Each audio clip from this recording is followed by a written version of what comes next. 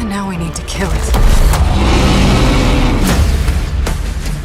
I'm not gonna lie. Ooh, you see that spray? A clean kill.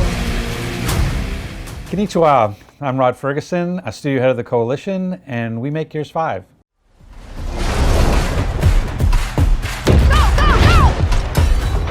One of the things we've really focused on for accessibility, or what I call approachability of the game for new multiplayer players, is we actually designed a new mode specifically for that, called Arcade.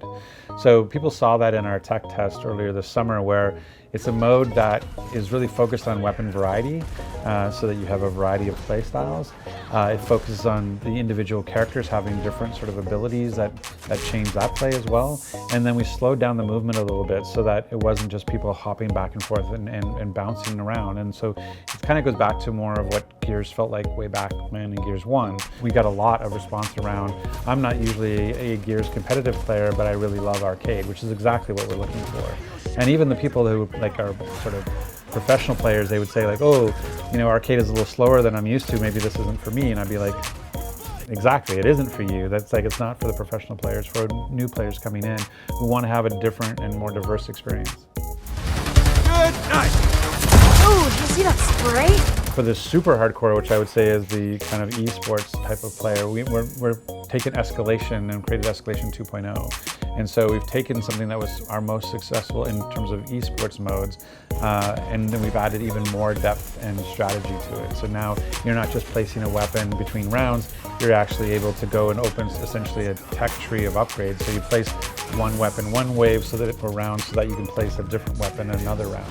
We've added the concept of lives, so now when you're playing during a round, you can actually, you know, take out an opponent so often that they actually get eliminated. So now it's 5v4 instead of 5v5. And again, it adds another layer of strategy. It's like, oh, you know, I'm almost out of lives. I'm gonna have to play back and change my strategy. And so you get to see all this strategy play out in the battlefield, and which it adds a level of complexity that I think hardcore Gears players love.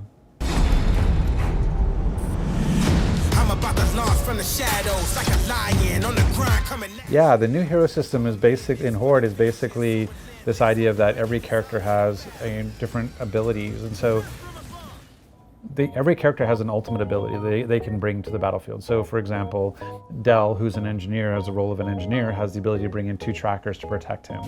Foz has x-ray vision, so when he uses this ability, he can see through walls and shoot through walls to take out enemies.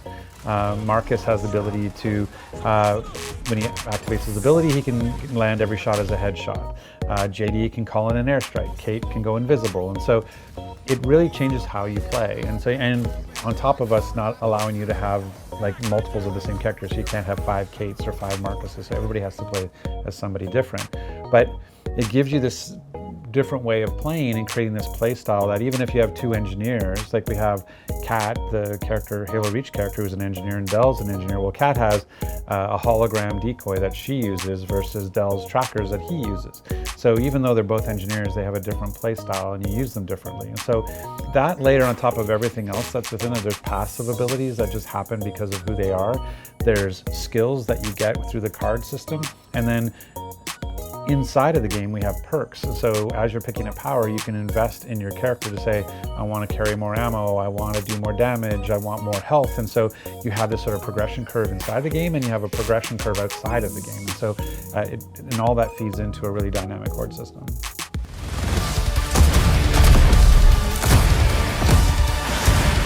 We're not really changing the game per se. Like what's cool about it is it's just we get to interact and see characters from, you know, outside of our universe come and play inside of our universe. And so when you have cool characters like Sarah Connor and the T-800 and Kat and Emil from Halo Reach, I mean, it's just, there's certain characters that sort of just fit in an authentic and interesting way, I think. And so, and it's just fun. Like it's just fun. They each have their own abilities, and you know, get their dialogue. Like, you know, the voice actors for Emil and Kat from a decade ago have come back and recorded all new dialogue for these characters. We actually got Linda Hamilton in to record as Sarah Connor. So I think it's just a fun and interesting way to play and sort of mix up the formula.